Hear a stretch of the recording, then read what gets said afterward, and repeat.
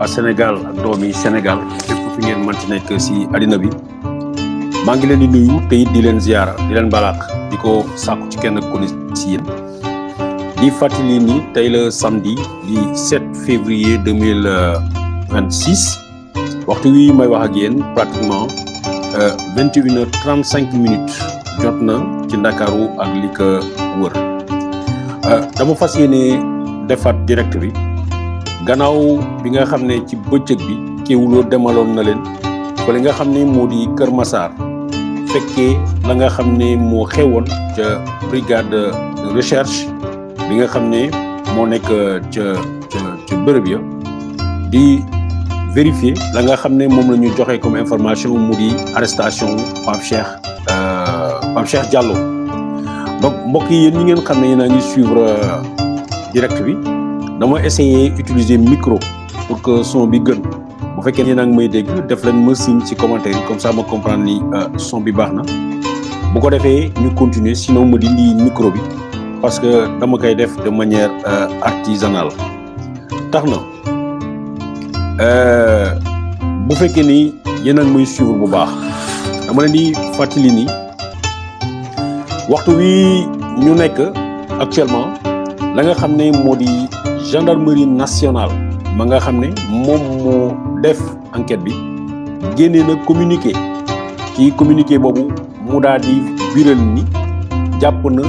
fukki nit ak ñaar foofu ca brigade bu Kër Massar te luñ leen di toppee moo di affaire ngóorum jigéen waaye it luñ leen di toppee mooy mise en danger de la vie d'autrui parce que ñaari infraction yu première la infraction yi bu fekkee ni beneen bi délit la foog nañ ni beneen bi xaw na jege crime parce que ay nit ñoo décider volontairement ne li nga xam ne moo di feebaru jàngoro yi sida bi nga xam ne am na ñu ko ci am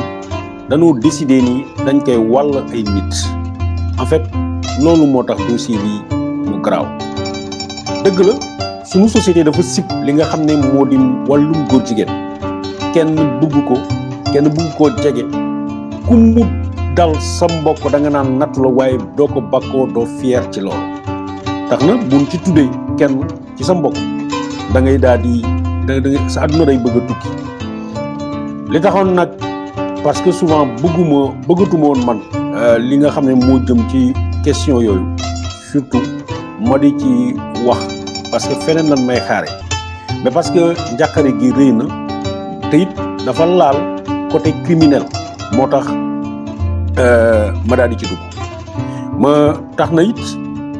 nit ñi dañoo génnee ci bëccëg ne leen information bi ñuy wax beneen waaye la bu tudd Pape Diallo moo tax Pape Cheikh Diallo moo tax nit ñi ñu jaawale di tudd Pape Cheikh Diallo bon pour ñi nga xam ne nag ay nitam ngeen pour ñi nga xam ne ay wëllëreem ngeen pour ñi nga xam ne bëgguñu dégg wax jooju dama leen di wax ni du ma leen wax lu leen neex mais dama leen di wax li nga xam ne mooy dëgg Amadou Tidiane Diallo moom la ñu jàpp gendarmerie génne na léegi benn communiqué di publier les 12 seen tur yi initial la def seen sant yi def na ko mais Amadou Tidiane Diallo boobu bu fekkee ne am na si ñoo xam ne am nañ ci sikki sàkka man Babacar Touré dama leen di wax ni dama am ay nit ñoo xam ne dem nañu ba foofu gis nañu Pape Cheikh Diallo ñu confirmer leen ni du jaawatle du sikki sàkka du tàppale Pape Cheikh Diallo mu TFM Pape Cheikh Diallo mi Pape Cheikh Diallo mi ñu naan jaram lambut Pape Cheikh Diallo mi nga xam ne nee nañu ku ndeyam nangu mu takk sa doom Pape Cheikh Diallo moomu nag moo nekk fële en garde à vue ca brigade de recherche bu Kër Massar leneen lu leen woon ni jaawalewuñu ko juumuñu du keneen jigéenam bi nga xam ne mooy woykat bu mag ba la grande diva ñëw na foofu ca brigade de recherche bi tey parce que Kéwoulo gannaaw bi ñu fa demee wax naa leen ni nanguñ ñu maa bàyyi ma waxtaan ak gendarme yi nanguñ ma bàyyi ma toog fa dañu bunkériser brigade bi pratiquement ne leen jógee leen fii woykat bu jigéen bi xaritam bu mag ba ñëw na ca brigade ba pour gis Pape Cheikh Diallo muy ñaari firnde donc sikki sàkka amatu ci am naa ay nit ñu ko gis am naa ay nit ñu gis physiquement Pape Cheikh Diallo man gisuma ko waaye waykat ba bu fekkee ne ñun ñëpp juum nañu waykat ba mënut a juum Amadou Tidiane Diallo ba fa nekk mooy Pape Cheikh Diallo donc mu di koo xam ne nag xibaar bi neexul ba tax na doo reer kon tey doo reer mais na nga xam ne loolu am na. deuxième chose bi ma bëgg mu leer mooy kaw Djiby Dramé it mu ngi foofu en garde à vue Djiby Dramé Pape Cheikh Diallo lan moo leen indi ci yëf yi danañu jéem a faram-fàcce expliquer leen li nga xam ne moo xew ba ñu yegsi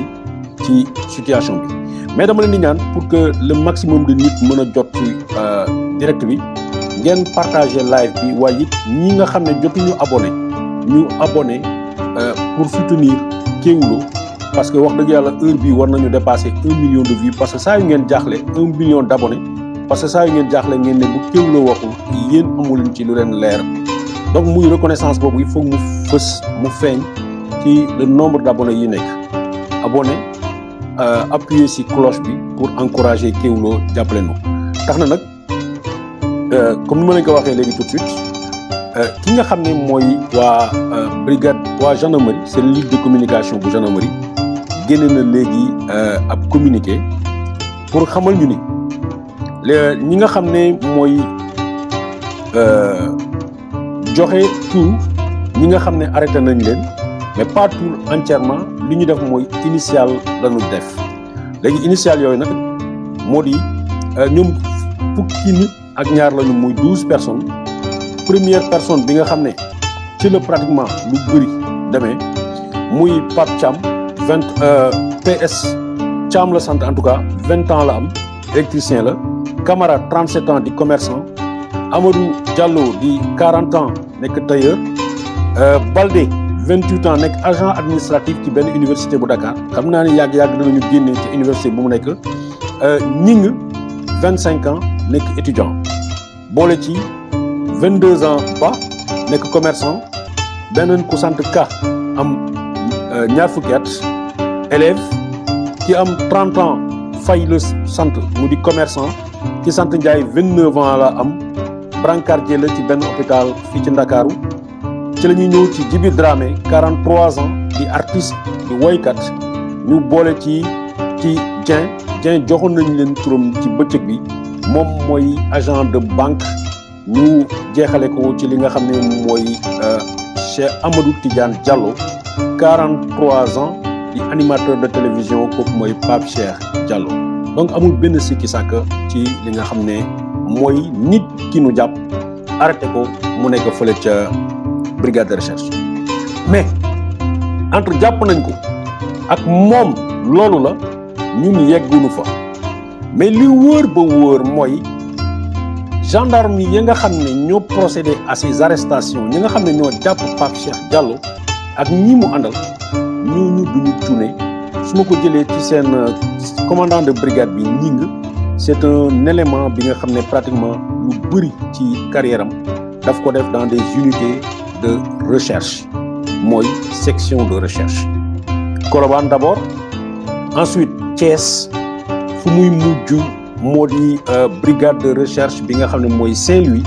avant ñu koy confier brigade de recherche bi nga xam ne moo nekk fii ci Kër Massar donc kooku mooy piloté la nga xam ne mooy enquête bi ñu fàttali leen ni bëri na ñi nga xam ne coow yi rek wax yi bëri na ñu naan tappale la ñu naan complot la parce que dafa nar a delluwaat quartier général moo tax ñu complot ko mën na nekk mais li ñu bëgg a wax mooy enquête bi démarré wul ci Pape Cheikh Diallo élèves journalistes yi nga xam ne dañu nekk ak man ci Kéwoulo waaye it public bi nga xam ne doon nañu seetaan saa su ne bëri ngeen di dégg ma di wax ni une découverte incidente en matière d'enquête maanaam ngay seet benn affaire dem daj ci leneen nga jóg loo xam ne seetuloo ko sax mu di loo xam ne day feeñu mu di avancé bu mag ci sa enquête wala nga commencé woon benn enquête moom ay éléments yu la manqué nga découvrir beneen dossier nekk ca dossier boobu dem fekk foofu ay éléments ak ay informations ya nga xam ne ñooy compléter la nga doon def mu di loolu la ñuy wax en matière d'enquête qu'on appelle une découverte incidente. Donc yëfu découverte incidente moo am ci yëf yi Pape Cheikh Diallo Djiby Dramé kenn seetu leen woon kenn wóoru leen woon dafa am benn waa ji ñu jàpp bi nga xam ne ñi ngi la sant ñi ngi boobu depuis le 4 février bi passé lañ ko arrêté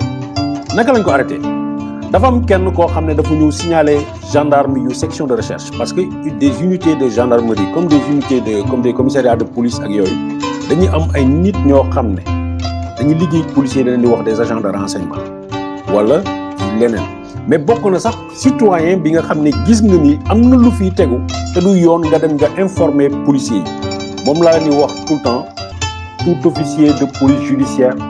informé de la commission d'une infraction pénale dafa war a dans l'immédiat se rendre immédiatement sur les lieux présumés mu dem seet lan la mu informer chef am mu rendre compte mu informer procureur mu rendre compte à son chef dama lañ koy wax tout le temps donc lu mel noonu information dafa yegg si ca brigade ba xamal leen ni am na benn waay joo xam ne dafa am sida góor jigéen la ba pare dafa am VIH sida waaye ñu xamal gendarme yi ni waa ji arrêté wul pour autant xoolul ni dafa feebar mu war a bàyyi yéen ni moom mu ngi gën a continuer di wàll jàngoro ji ay nit gendarme yi bi ñu amee information boobu ñu daal di togg loolu parce que loolu lañ koy waxee dañ koy togg dañ koy seet dañuy filer nit ki dañuy observer nit ki dañ koy déglu s'il le faut ba ñu am ay éléments yu leen permettre ñu arrêter waajooju le 4 février ci biir enquête boobu la leen waa ji wax ni man dëgg la dama am sida xam naa sama statut séropositif waaye dama continuer di nekk ak ay nit ay góor am na si ñoo xam ne wàll naa leen noonu la gendarme yi commencé exploiter la nga xam ne moom la leen wax ñu commencé seet nit ñi nga xam ne nee na leen day tëdd ak ñooñu malgré que moom am na sida te xam na ni dañ koy wàll ñu jël ci kenn jël ci ñaar ay vagues successives d'arrestation la bu leen gendarme yi demee seeti leen ñooñu ñu nangu ni dëgg la ñoom am nañ ko ñu nangu ni dëgg la ñoom waajooju xam nañ ko ñu nangu ni dëgg la ñoom it am nañu jàngoro ju bon ji waaye it ñoom it ñu ngi continuer di joxe di distribuer jàngoro ju bon jooju tax na képp ki nga xam ne reconnaître nga ko gendarme yi li ñu def mooy ñu arrêté la ba nu yegg si le 5 ñu arrêté ay nit parmi ces personnes mu am kenn ku leen ne man affaire Pape Cheikh Diallo daf ma neex sama bëgëj la wax leen nit ne leen Djiby Dramé it bëgëjam la léegi nag xamuñu kan mooy aawoo ak kan mooy ñaareel mais kenn daal wax na ni sekk na ko ak ñaar ñooñu donc à partir de ce moment là gendarme yi bu ñu amee information bi te ñu xam ne waa ji bu mu leen ko waxee yemuñu ci wax leen ko daf leen jox ay éléments matériels mooy exploitation téléphone parce que dans cette affaire là c'est la téléphonie qui a beaucoup parlé dans cette affaire téléphone moo wax dama leen di wax saa su ne ci jamono jii ñu nekk la seule lu ñu tuddee le seul crime en tout cas moo tax ma ne leen tappale la depuis si njalbeen bi nga xam ne am na fii ci Sénégal ci jamono jii te la téléphonie n'a pas été utilisée c'est l'affaire Adji Sarr la téléphonie n'a jamais été utilisée parce que xam nañu ni ci lu ñu nekkoon ay tappale la bii nii waajooju bi mu nangoo ni moom dafa am jàngoro ci mu nangu ni moom xam na situation te daf koy wàll ay nit ñoo xam ne ñoom it am na ñu ay partenaires ñu ngi koy wàll ñenn ñi dafa joxe téléphone am gars yi ñu xool téléphone bi gis ni kii li muy wax ni du ay caaxaan noonu ñu dem fekk nit ñi nga xam ne wax na ni bokk nañ ci ñoom ñu interpeller leen ñu vérifier seeni téléphone naka noonu Pape Cheikh Diallo noonu bi ma déggee ñu am ay Pape Cheikh Diallo góor jigéen la dama ne non man góomu loolu. mais bi jabaram bi mu njëkk a am doomu Aïda Patra. waaw. moom ma njëkk a wax ne ko moom dafa ñëw ci biir bunt bi. fekk jëkkëram ak góor ñaar baat mu takkaat beneen jabar bu dëkk Suède. kooku tamit bett ko ak góor kooku ñaar baat mu takkaat kiyaa bii ma lay wax nii kiyaa. waaw. bi mu jee takk. kiyaa bettaat ko ak góor. te ñoom ñëpp dama wax ak ñoom kiyaa dafa wax ak man bay jooy. dama ko caa waaw dama li ma métti sama àdduna mooy kii bi muy dugg ci moom. li ma déggoon yëpp góobu ko mais kii moom la. mais dama ko xamee. waaw dama ko xamee man.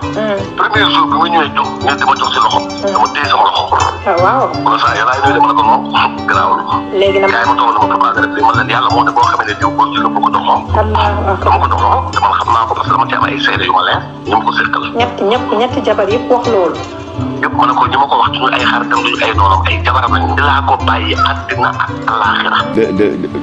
de ta notoriété pour di jàllale ay message yuy yàq jikko xale yi lobby boo mën a doon laa wax ñu daal di ittewoo jàmmarloo ak yow mu jaral ñu lu ne loolu mooy suñu taxawaay suñu choix la nag te on assume li ñu ci fekk yëpp góor jigéen yaa ngi saaga lesbiennes yaa ngi saaga des salopards comme Akhenaton nekk fële ca diaspora ba laqatu lâchement derrière son clavier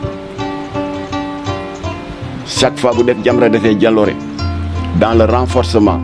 des sanctions pénales contre les trafiquants de drogue surtout bi Jamra criminaliser le yamba et le cannabis mu gën a rakkaaju ci suñu kaw ci saaga ba Jamra demee seeti ministre de l'Intérieur pour dénoncer la délivrance illégale de 16 récépissés à des associations de góor jigéen et de lesbiennes Akhenaton dalaat ci suñu kaw moo tax ma ne ko yow war nga wax foo bokk bu Jamra attaqué góor jigéen yi nga dal suñu kaw bu Jamra attaqué trafiquant de drogue yi nga dal suñu kaw war nga wax fa nga bokk nag yow xam nañ ko sa baay tur wu tedd bi mu la tudde muy Ousseynou Seck nga tudd kan mooy Ousseynou Seck Alioune Abi Talib di saaba yonent bu tedd boobu te jàmbaare suñu borom may ko doomam bu mu bëgg ci xolam di Faatumata Zahra bintu Muhammad mu am ci ay seex di Asan ak Ousseynou cosaani tur wa fa la jóge sa bàyyi tuddee la turu tedd boobu Ousseynou Seck nga fob tur yi sànni ko sa xaj daal di wane ne taalibe Iblis nga jël turu sëtu Firawna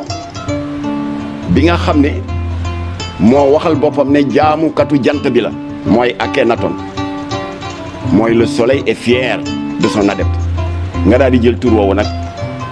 def ko sa bopp muy sa surnom sànni sa turu julli sa xaj moo tax nag yow loo xas Jamra duñu metti duñu bett parce que ku bàyyiwul sëñ Muntaxa bàyyiwuloo sëñ Babacar Sy Mansour bàyyiwuloo maanaam kilifa diine yuy tedd yëpp yi nga xam ne ñoo fi toogal Bamba Maodo Baye Niass Baye Laay boo jógee di attaqué Jamra parce que Jamra dafa criminaliser yamba ak cocaïne duñu metti soo jógee di attaqué Jamra parce que Jamra dafa dénoncer la délivrance de 16 récépissés à des associations de góor jigéen yoo xam ne dañ koy jox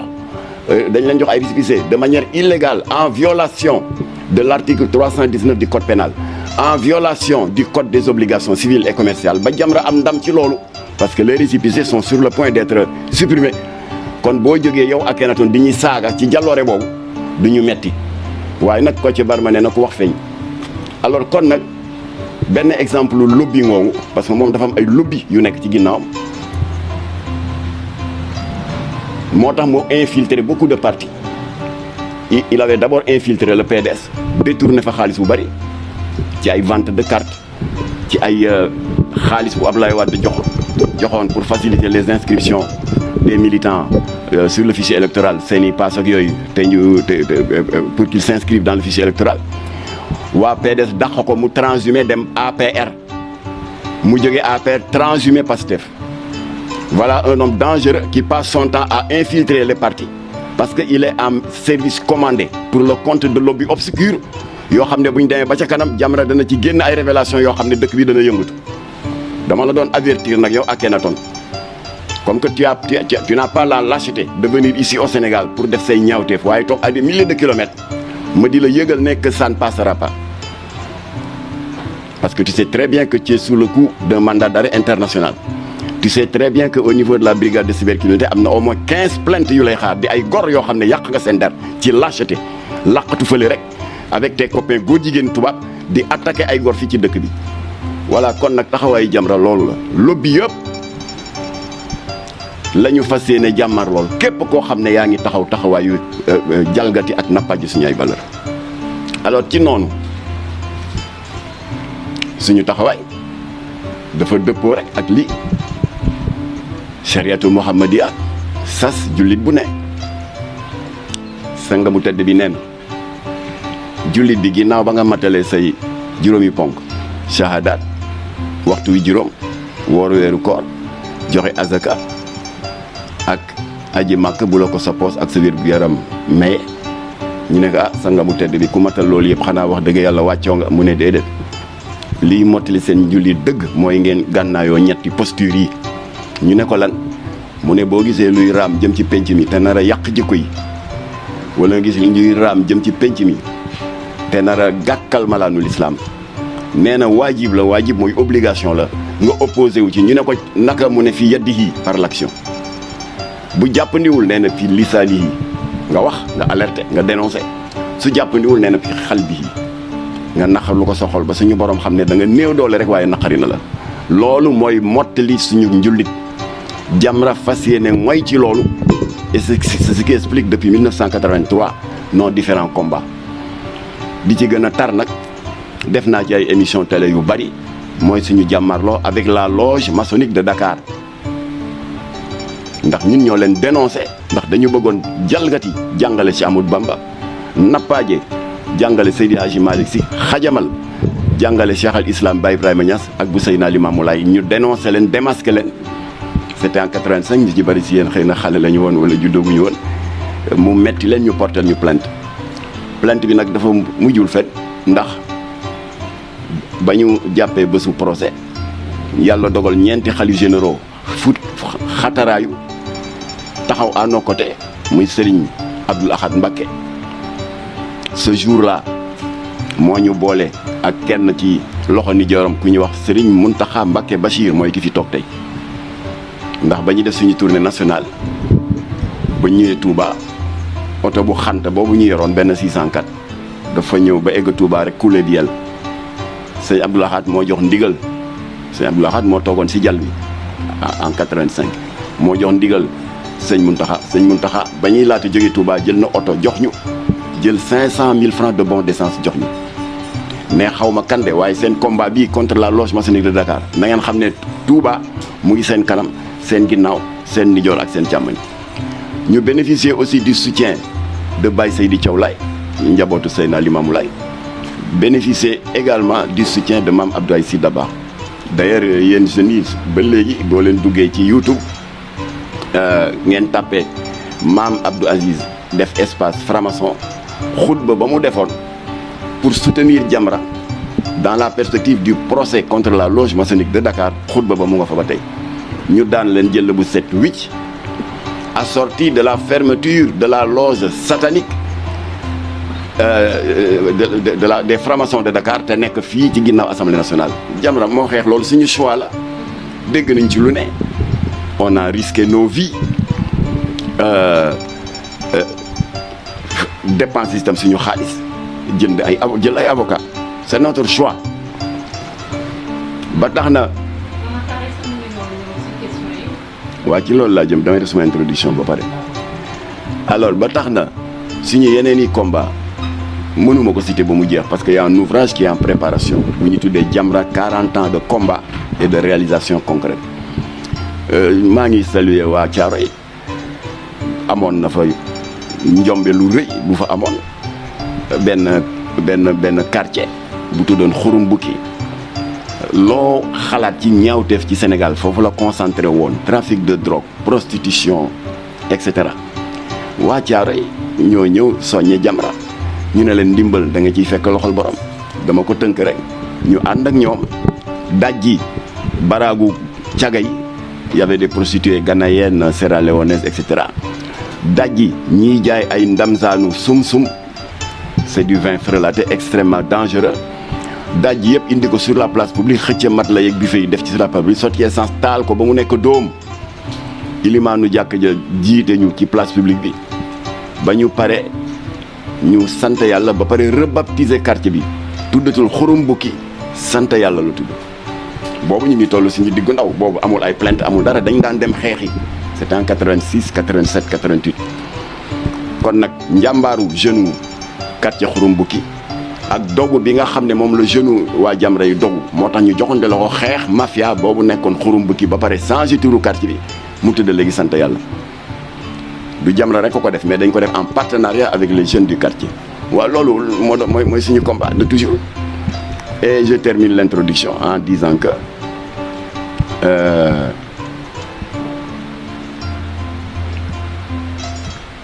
ci combat boobu tax na ñu may bët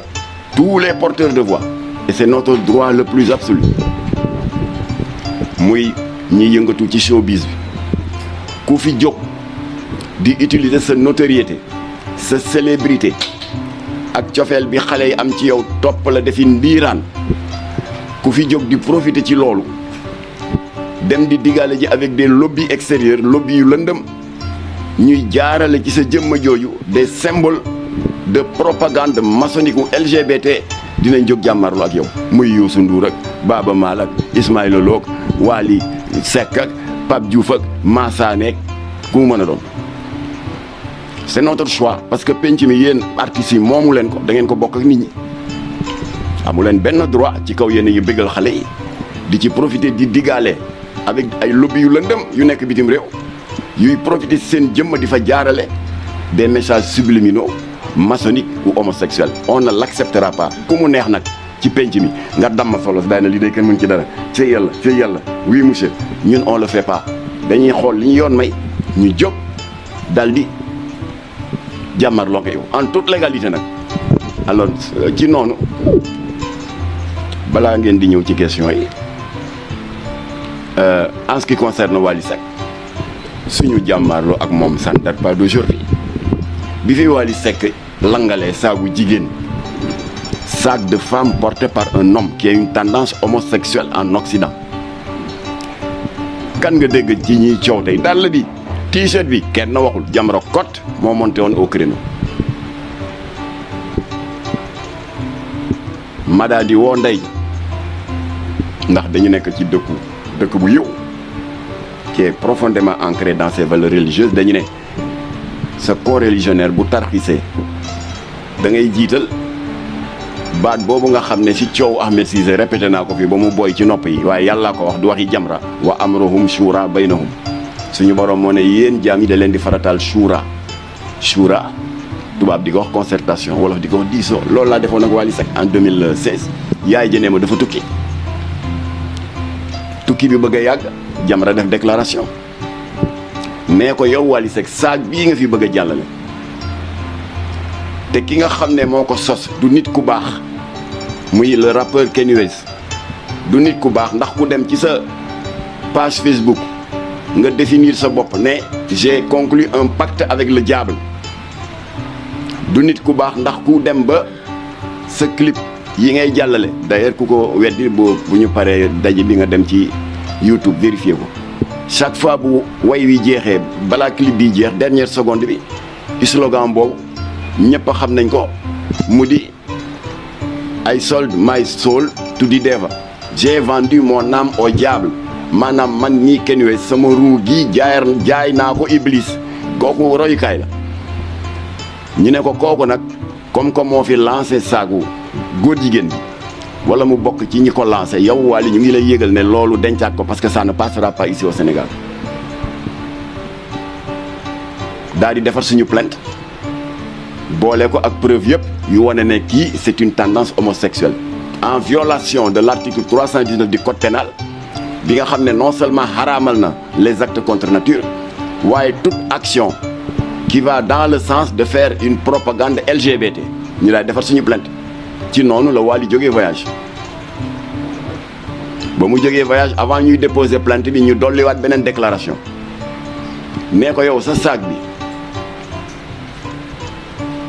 mu ngi ameel àq penc mi ndax déjà sa fans yi am na ci ñaar presse baa ngi relaté fitna ji mu leen dikkal kenn ki fii la Liberté 6 les 2 voies parce que fans dafa metti soo amee benn idole boo xam ne da nga ko adoré lu mu def rek da ngay gëmm rek imité ko bu xurfaanee sax nga di ko tisolil waaja romba di langal saagu góor jigéen bi romba benn groupe mécanicien gars yi ne jàppaleen góor jigéen la dóor leen dañ ko dóor ba dañ ko mujjee rawale hôpital loolu lu ko fi jar la même scène s'est reproduite fii ci weti hôpital Dalal Jàmm romb ay góor ñu dóor ko parce que comme que dafa takk saagu kenn wees te saagu góor jigéen la ba dañ ko mujjee rawale dugal ko hôpital Dalal Jàmm lu ko fi jar alors naka noonu bi ñu yëgee ne Wally ngi woote concert fii ci Grand Théâtre waaye ñun taxuñu mu woote concert bi daf ko programmé de longue date dès l'ouverture de son concert yéen ñëpp a ko gis télévision yi teg ko en direct mu jël ciseau bu bees peq jël saag bi dagg ko en 1000 morceaux coow saag bi jeex loolu fa ngeen xam ko pour ngeen comprendre li xew tey ndax ñun ba ñu dalee jóg di may bët artistes yi bëgg a yàq xale yi volontairement ou involontairement du tey ça c'était en janvier 2016 alors ba mu daggee saag bi ñun ñu retiré plainte bi nga xam ne ñu ngi ko doon bëgg a déposer à la brigade des mœurs mais dañ ci teg ñetti at rek Wally Seck def lu gën a garaaw saag bi mu di le fameux t-shirt LGBT mu ngi jël prétexte que équipe Sénégal dafa gagné la sélection nationale ougandaise Wally Seck ne dafay joxe contribution ci victoire bi sous forme de concert gratuit bu muy def fii ci boulevard Général de Gaulle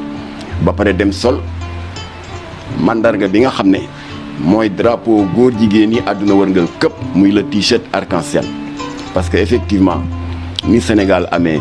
raaya muy drapeau vert jaune rouge ak étoile bu verte ci digg bi France am bosom bleu blanc rouge États-Unis am des bandeaux bleu blanc ak 50 étoiles ci angle bi représentant les 50 états et cetera góor jigéen yi qui se sont démarqués de la société dañu am seen drapeau bopp qui reprend l'ensemble des couleurs des autres drapeaux des autres nations moom la ñuy tuddee le drapeau arc-en-ciel moo tax noonu ni mu amee drapeau arc-en-ciel noonu la amee t-shirt arc-en-ciel parasol arc-en-ciel bracelet arc-en-ciel et cetera Wally sol loolu coow li ne kur ci dëkk bi fekk moi j'étais en déplacement ba ma jógee voyage rek ci laa ñëw yem ci coow li ma daal di jëfee li suñu borom wax ne jullit bi bu juumee na nga def ak moom suura waaye surtout ma daal di tenir compte des critiques yi ñu critiqué woon Jamra en janvier 2016 en nous disant waru leen woon plainte pour affaire u saag bi da ngeen waroon jiital waxtaan du loolu la ñu wax man ma jiital waxtaan woo yaayi Wally Seck mu ne ma dafay nelaw waaye bu yeewoo dinañ ko wax mu rappeler la ci diggante bi jabaru Wally jël téléphone bi ñu daal di jàmm sante ba yàgg mu ne ma sax bu yeewoo danaa ko wax mu woo la ba mu yeewoo moo ma woo ma ne ko Wally sa t-shirt bi du yëg nga coow li mu jur ci dëkk bi ma ne ko mbaa ngeeg ay capture d'écran 2 sites góor jigéen bu hollandais ak benn bu belge ñu ngi lay gërëm nee nañ waaye ndax yàlla ñu am une visibilité dans un pays réputé conservateur comme le Sénégal kon à travers jëmm ji di Wally Seck suñu symbole bu mag bii di la couleur arc-en-ciel sol na t-shirt bi kon daal ñu ngi ko ciy sargal mu ne ma ma ne ko waaw boo bëggee ma yónnee la ko waaw ma ne ko nag yow bu fekkee da nga doon màggal victoire u Lions yi contre Ouganda lu la tere woon sol drapeau Lions yi maillot Lions yi bu dee da ngay màggal victoire u Sénégal contre Ouganda lu la tere sol drapeau Sénégal waaye lii nga sol ñaari problème la benn bi c'est le symbole de reconnaissance de la communauté LGBT mondiale deuxième problème bi ci ne yaa ngi ko sol au mois de juillet en pleine semaine de célébration des Gay Pride Gay Pride c'est la parade homosexuelle c'est le congrès homosexuel bi nga xam ne góor jigéenu àdduna wërngal këpp ni liggéeykat yi di défilé le 1er mai ñoom ci la ñuy défilé période boobu nga ko sol loolu neexul a défendre waaye nag ci gàttal yàgg nañu téléphone maak moom ci gàttal mu daal di waat sur tous les saints est-ce que dëgg la ci moom du dëgg si moom su ma yoon newu ci loolu digganteem ak boromam la il a juré sur tous les saints ne ba muy sol t-shirt bi xamul woon ni boobu signification la am waaye mu ne ma tonton tu peux compter sur moi t-shirt bi dootoo leen ma ci dégg coow t-shirt bi jeex fekk dans la même période Wally avait porté plainte contre imam Ahmadou Makhtar Kanté parce que imam Kanté dafa demoon ci page Facebook am lu mu ko tuumaal ci wàllu borom ñaari tur Wally porté plainte bi ma Wally joxe engagement ne dootul jël t-shirt bi nag ñun ñu profité ci def déclaration ne dinañ dox tànku jàmm entre imam Kanté ak Wally bi ko bàyyi Thione Seck de bàyyi Wally déggee di Thione Seck moom moo jël téléphone am woo Mouhamadou Moustapha Sy qui est le trésorier national de Jamra ndax ñoom ñaar ba ñu nekkee ay xale ñoo bokkoon benn équipe bu nawetaan bokk groupe xale yuy fo ils ont grandi ensemble à la Gueule Tapée et à la Médina mu woo ko ne comme que yéen Jamra da ngeen ittewoo jàmm wax dëgg yàlla ñun mënuñu leen bañal dara léegi maa ngi nii damay def nii benn point de presse pour annoncer le retrait officiel de notre plainte contre Imam Kanté waaye bu ma sañoon yéen Jamra ngeen fekke ko muy sama participation pour gërëm leen seen taxawaay bu rafet loolu moo ñu yóbbu woon kër Thione Seck mu daal di def discours bu rafet gërëm Jamra jox ma parole tam ma remercier ko mu daal di jeex waaye ba ñu génnee les mêmes hypocrites yi nga xam ne ba ñu defee plainte contre saagu góor jigéen ba Wally doon langal te mujj gi avant ñuy déposer plainte bi mu daggat ko ba mu jeex ba ñu naan ñu waru leen woon plainte da ngeen waroon jiital waxtaan les mêmes hypocrites ya nga xam ne bi mu solee t-shirt bi ñi ñuy wax naan waru leen woon jiital waxtaan ñoom ñoo ñëw dal suñu kaw ne waru leen woon dem kër Thione Seck waru leen woon wax ak ñi ndax duñu ay nit ñu baax maa ngi message yëpp capture d'écran yëpp ma daal di nekkoon nag baax na àddinaa ngi suñu kanam c'était en juillet 2019 waaw comme que nee ngeen daal waruma fa woon dem waruñu woon jiital waxtaan incha allah beneen yoon ngi teg dañ si teg ay weer rek le 12 juin samedi 12 juin 2020 Wally di concert fii ci entrée Grand Théâtre ci esplanade bi ñaari fecc kantam def fa njombe que tout le monde a vu mu di fóonante en public ci góor a góor ce qui est condamné par l'article 319 du code pénal qui condamne les actes contre nature ce qui est condamné par l'article 318 et 324 sur l'attentat à la pudeur et l'outrage public aux bonnes mœurs public mooy boo ko defee entre quatre murs en privé yoonu kenn newu ci mais dès l'instant ñëw nga ci penc mi loi ba dafay dal seen kaw ma ne nag comme que ñoom ñoo ne waruma woon dem kër Wally Seck waruma woon waxtaan ak moom bi yoon ma ne kon d'accord on a frappé sans waxtaan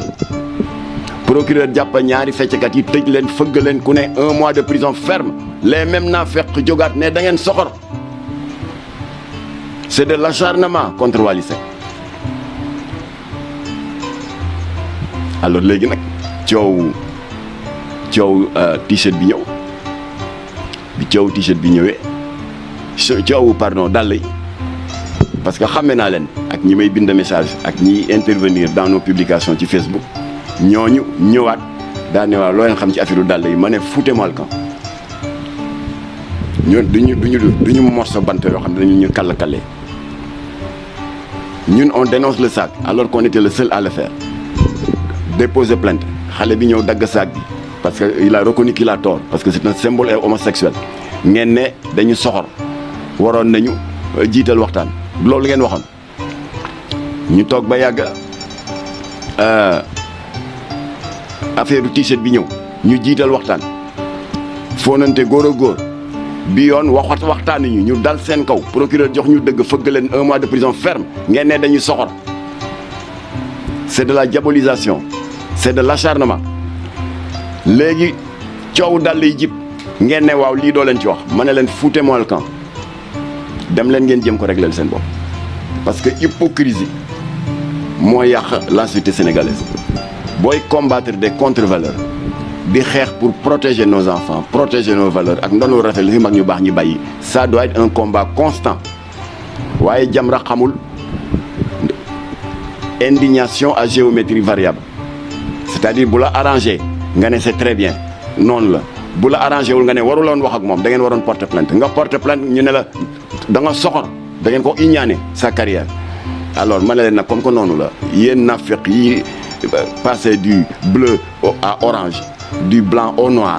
comme que yéen ñu gën a xam naka lañ ko war a régler dem leen Wally Seck ngoog dem leen ngeen régler ko. am na terme boo utilisé boo xam ne d'accord uma ci nee nga pourquoi cette fois-ci Jamra se cache derrière les Sénégalais wax naa la sànq ci suñu introduction posture bi ñu am suñu choix personnel parce que ba ñuy attaquer franc-maçon yi et qui est une loge qui est liée à des organisations criminelles parce que ñooñu reykati nit lañ kon kuy ragal au lieu nga ragal lobby góor jigéen defe naa ki nga war a ragal kay mooy lobby maçonnique qui est lié à des mafias criminelles ay reykati nit lañ du ñoo relatif kon bu ñuy ragal ñun kooku la ñuy ragal kon ba ñuy songoog ñooñu ba am ci ñoom ndam tàgguwuñu kenn kon on se cache pas derrière les Sénégalais comme tu dis ba ñu jógee yàlla dimbali ñu ba ñu dajji les chambres des prostituées à Khouroumbouki génne mat lay bi fay si place publique sotti essence taal ko ba mu nekk doom ànd ak jeune caaro yi rebaptisé ko au lieu de Khouroumbouki mu tudd sant yàlla tàggooñu kenn on s'était pas caché derrière les Sénégalais. En 2007 bi nga xam ne les lobbies de narcotrafiquants yàq nañu dëkk bi surtout ci milieu scolaire et universitaire ba Jamra di jóg ay jéego pour ñu criminaliser le trafic de drogue tàgguwuñu kenn. moo tax la loi 2007-31 ce n'est pas un projet de loi de l'État du Sénégal c'est une proposition de loi d'un député qui s'appelle Abdou Latif Gueye fondateur de Jamra moo tax léegi au lieu de 3 mois ki 6 mois trafiquant de drogue bu ñu jàpp John Hope bi xam na ci dara le gros narcotrafiquant nigérien lëmbale réew mi Jamra ko xeex ba ñu tëj ko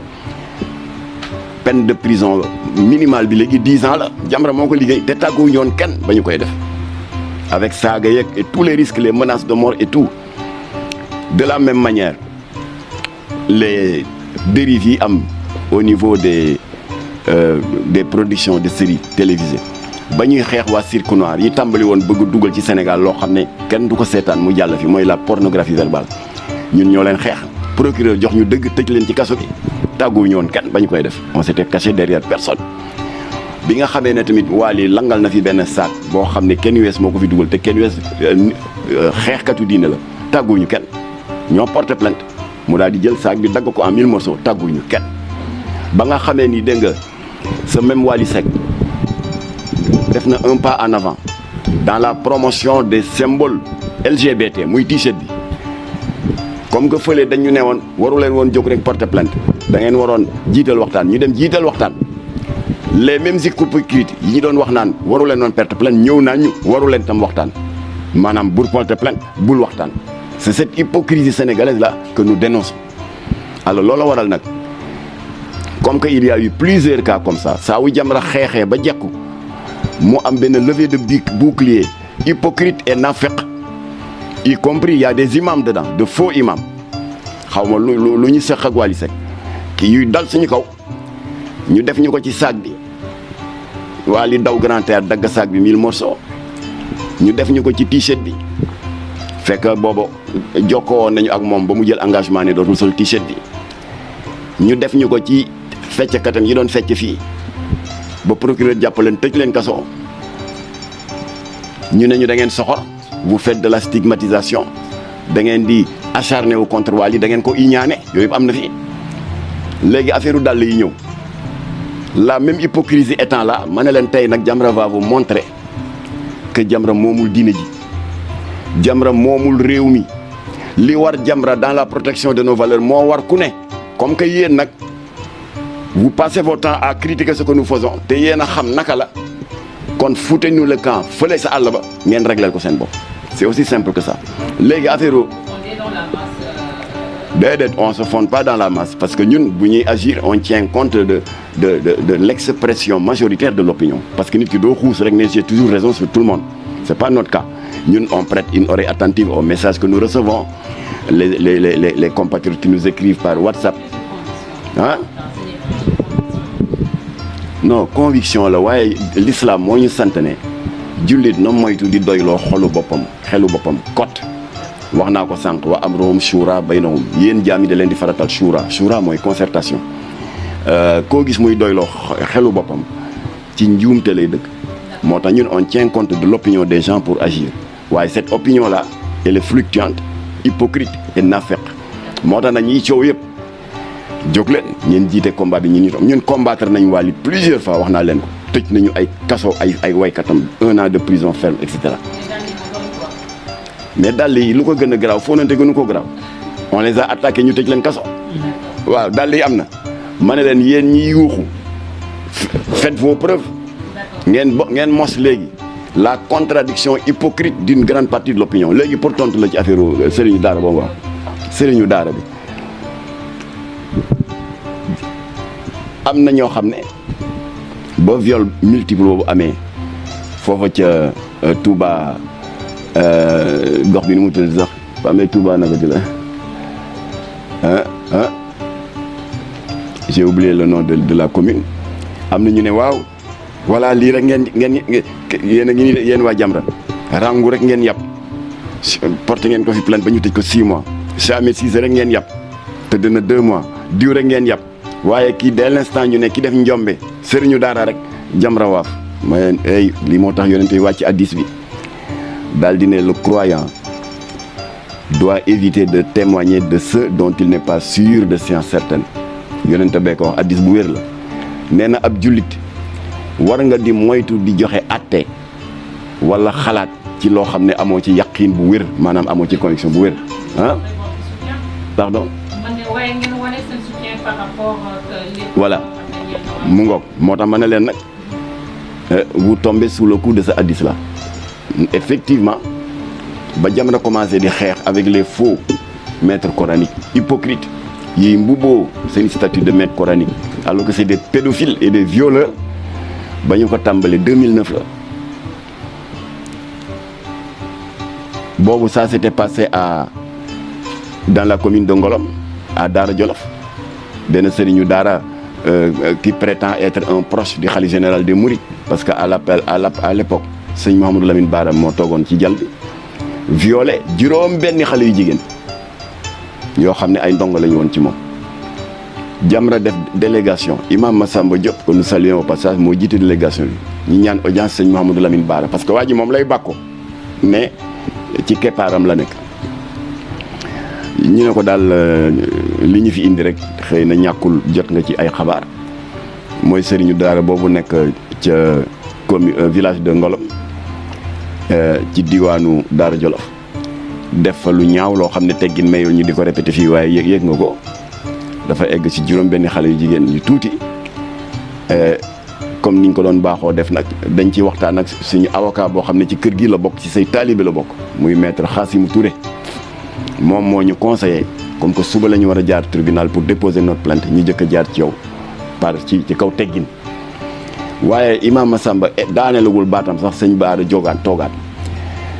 imam Massamba mu ne yéen waa Jamra mu ne na seen xel dal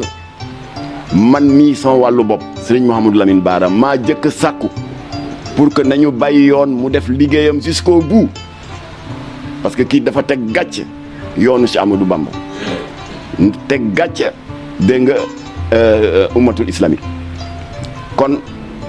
loo leen ci def rek mu ñëw dolleeku ci li nga xam ne yoonoo koy def maa ngi leen ci ñaanal kooku 2009 la kon ñi wax naan Jamra day ay rangu rek la ñun ñoo ko attaqué keneen jógu fi keneen ŋaangul ba waajee ñu jàpp ko ne ko ràpp kaso en 2020 dama leen citeel ñaar rek parce que sëriñu daara yi yu saay-saay yi ñu yóbbu ci yoon bari na mu amaat beneen sëriñu daara fii ci Wakam ku def lu gën a ñaaw parce que dafa jàpp xale yi sàkku leen ba pare prélever leur liquide séminal jaxase ko ak daa yi ñuy utiliser pour bind alxuraan ci àlluwe di def du fétichisme bind ba noppi récupérer ko di am yeneen yu mu ci def xamuñu lu mu ci def waaye rax na ci loo xam ne affaire sayatine pire la mu feeñ ñi la itam xaw a tiit parce que soi-disant on lui prête des pouvoirs mystiques et cetera Jamra yëg coow li yëg ne que waa ji ou plutôt ses proches ñu ngi commencé def le tour des parents des victimes pour def arrangement à l'amiable ba ka Jamra yëgee man nii maa def déclaration RFM ba pare jël déclaration bi yónnee ko à toute la presse écrite ma ne les familles des victimes Jamra ngi leen di yëgal ne yoon may nañu en tant que organisation non gouvernementale légalement reconnue de nous constituer partie civile kon suñu avocat yi nii di ma dégg maître Khassim Touré su ma yëgee ne retiré ngeen seen plainte rek Jamra na déposer plainte loolu moo may famille courage ba plainte yi egg fa mu war a egg procureur joxe ndigal ñu arrêté waa ji caabi féetewu ginnaaw ba léegi il est en prison 2020 la léegi ba musiba bi amee ci mois de juin bi foofa ca Touba li tax mu gën ñoo metti tur wu tedd bi nga xam ne moom la waa ji am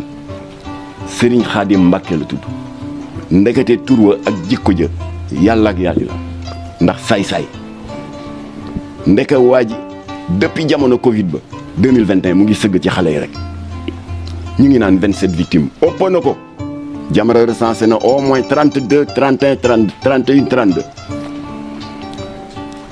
ñii naan ki ci gën a tuuti 13 ans la am non kii la gën a tuuti ci victimes yi 10 ans la am waa ji ànd see xol bu wow koŋ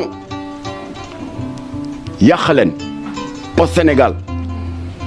à avoir saisi te mu ngi may dégg jàmbaar la jigéen la mais jàmbaar la commissaire de la brigade des mœurs mu di Florence Mendy ñun cote ñoo ko saisir d'une plainte kon ma la répété la ko Jamra porté na plainte sëñ Khadim Mbacké le maître coranique violeur bi violé 32 jeunes filles au lieu de 27 comme ni ñu ko waxee parce que 27 yi dafa yokkuwaat par la suite li tax ñu ne woon 27 daf ci am ñoo xam ne dañu amoon kersa tiit noppi waaye bi ñu yëgee ne Jamra dugg na ci xeex bi ñi ragaloon génn nañu wane seen bopp moo tax nombre bi yokku alors ñu ngi gërëm procureur ndax bi Jamra saisir la brigade des mœurs Florence Mendy saisir la cellule de protection de l'enfance gis nañu ne procédure bi accéléré na moo tax nag ñiy wax naan est-ce que Jamra wax na ci day leen di dem ci suñu page Facebook ngeen di informer wu parce que avant de fustiger le travail des autres le minimum de courtoisie mooy d'être à jour dans le suivi de l'information donc ba nga xamee ni Jamra engagé wu na ci ñu defaat communiqué gërëm procureur parce que dafa baral loxoom dal di yónnee au commissaire Thiombane ñu ngi gëm a gërëm commissaire Thiombane de cette localité là bi nga xam ne lëkkaloo na avec la section recherche de la gendarmerie daal di tàmbali recherche yi ndax waa ji dafa dawoon Jamra jot ay information ne comme que bu ñëwoon fii ambassade de France day fës mu ngi lijjanti pour dem Gambie pour lijjanti visa à partir de la Gambie pour daw pour aller s'exiler en France boo ko Jamra yéegee nag ci la ñuy def point de presse comme nii ngeen ñëwee fiiti def un gros boucan plainte yi yokku jóge 27 dem ba 32 waaj a jaaxle procureur la di yónni au commissaire Thiombane lu ñuy wax soit transmis c'est un document boo xam ne le parquet moo koy yónnee brigade de recherche de gendarmerie ak commissariat yi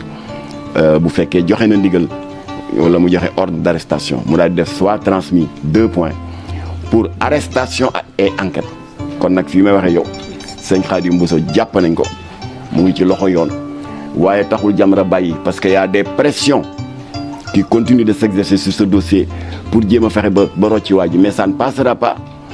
suñu avocat informé naa ko moo tax ma yàgg sànq ci kaw di jégalu ci li ma yéex a wàcc moom laa doon waxal maître Moussa Sarr comme que il est souvent au tribunal qu'il fasse preuve de vigilance dossier bi nañ ko teg ci yoon parce que c'est un viol et le viol a été criminalisé par la loi 2020-05 du 10 janvier 2020 nañ ko teg at ci yoon parce que dafa tooñ ñaari yoon dafa violé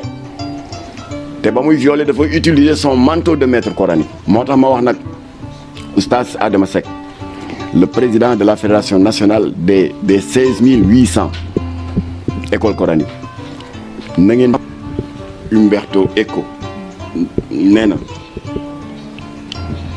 les réseaux sociaux ont donné la parole maintenant à une bande de crétins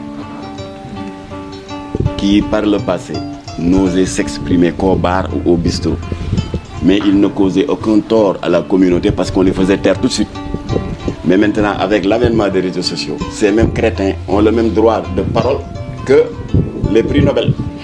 Voilà, contre les réseaux sociaux, ñoo ñu toj dañuy xool ñoo xam ne bu réseaux sociaux amul woon ñemewu ñu taxaw seen koñ sax ŋaang parce que tout de suite lañ lay tëj seen gémmiñ ndax waxkatu musiba la kon nag réseaux sociaux moo accéléré toutes les dérives dont nous parlons. xale yooyu defoon fii te Jamra porte leen plainte ba ñu tëj leen 1 mois de prison ferme te defoon fii benn bande annonce pour faire la promotion d'une nouvelle série bu ñu tuddee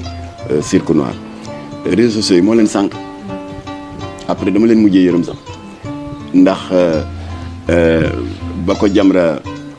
gisee comme tout le monde ba pare tamit nos lanceurs d'alerte on a des dizaines de lanceurs d'alerte qui sont des followers plus ou moins anonymes am na ñoo xam ne sax mosuma leen gis nii waaye ñoo volontaire rek ne dama bëgg a bokk ci lanceurs d'alerte yi ma leen vous êtes les bienvenus ndax sàmm valeurs yi du Jamra rek la war waaw Jamra moomul diina ji moomul réew mi taxawaay bi war Jamra ma war ku ne kon vous êtes les bienvenus alors lanceur d'alerte yi ñoo ma yónnee ay extrait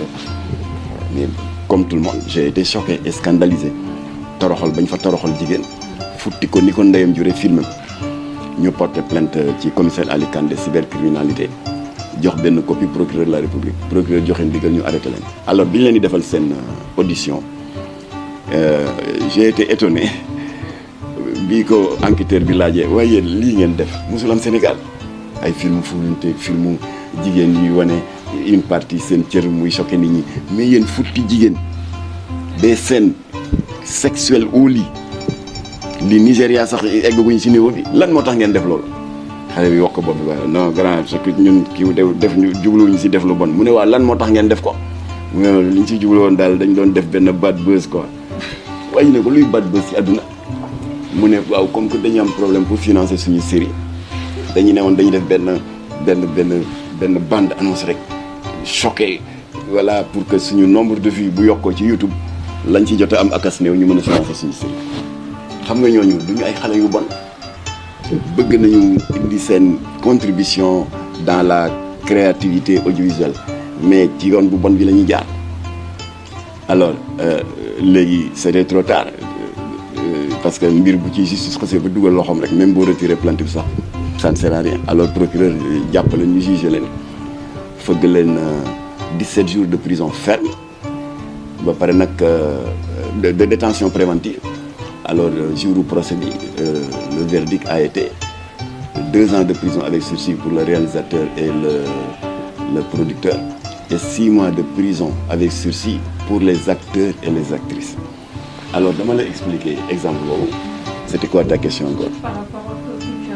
Alors pour wax la ne réseaux sociaux yi dafa am le revers l'endroit et le revers xam nga ni ñu koy waxati dafa am toujours le revers de la médaille. Autant c'est très utile parce que moi am naa sama benn jarbaat boo xam ne def na thèse doctorat en sociologie alors que par le passé da ngay ut billet d'avion lijjanti kii nu mu tuddati waaw nu mu tuddati waaye lijjanti bourse de stage dem université de Nanterre université de Lyon am ku la encadré waaye moom tout en restant au Sénégal di consulter la bibliothèque de ces prestigieuses universités là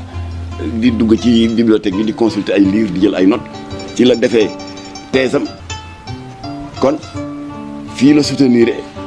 à l'université de Dakar keroog maag professeur Ibrahima Thiam sax ñoo àndoon ndeysaan il l'a préparé exclusivement en travaillant sur les réseaux sociaux et sur internet kon nekk na un outil extrêmement puissant waaye tamit noonu la nekkee un outil extrêmement dangereux boo xam ne mën na yàq ay diggante comme c'est le cas coow li nga may wax muy les audios fuités yi ñu wax ne moo jógee ci Kouthia waaye foofu il y a des individus qui méritent d'être condamnés de la plus ferme des manières parce que Kouthia ñëwul ci réseaux sociaux yi waxal boppam ku mu doon waxal la apparemment ku mu wóolu la ndekete kooku mu ngi koy enregistré c'est lâche parce que kenn ci ñun parfait wu xëy na man sax mës naa woo nit jëw mës naa woo nit joxe benn réflexion ci kenn ndax xëy na dafa def lu ma neexul ça nous arrive à tout le monde mais y a rien de plus lâche homme de confiance wala femme de confiance nit ñëw wax la ay xalaatam ki ay nangam ak nangamam nga daal di enregistré ko et à sa grande surprise mu yeewu comme tout le monde rek affaire bi ne wasara ci réseaux sociaux loolu ki ko def na lu ñaaw sans vouloir porter un jugement ci kàddu yi Kouthia doon yëkkati c'était dans un cadre privé alors moo tax nag ñun ñu ngi demander au commissaire Ali Kandé de la brigade de cybercriminalité mi soxna Awa Ndiaye def ba am un texte législatif boo xam ne même si la personne ne porte pas plainte et que porte nañ atteinte à son droit à l'image structure yi moom la ñuy wax CDP le comité pour la protection des données personnelles foofu sa photo bu ñu ko génnee quelque part te àndoo ci par exemple ñu photo la nga taxaw ak des ivrognes ou des prostituées et cetera dégg nga am nga droit dem CDP porter plainte alors li manqué nag mooy les outils audiovisuels sonores et vidéo voilà foofu daal la ñuy ñaan état bi mu xoolaat législation pour que ku fi enregistré ci sa morom sans son contentement parce que la loi l'interdit rawatina nga jël ko balancer ko sur la place publique ñu poursuivre la fi mu ne ko Kouthia a le droit de poursuivre la dame bi ko def loolu waaye procédure bu xaw a kii lay doon parce que y a un vide juridique boo xam ne bii buñ ko combler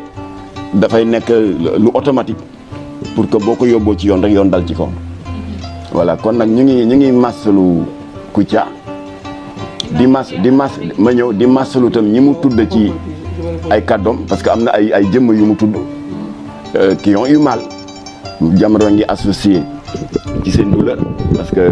ñu waxal la loo xam ne dafa ne wasat adduna bi yëpp say doom say xarit ñëpp di ko dégg metti na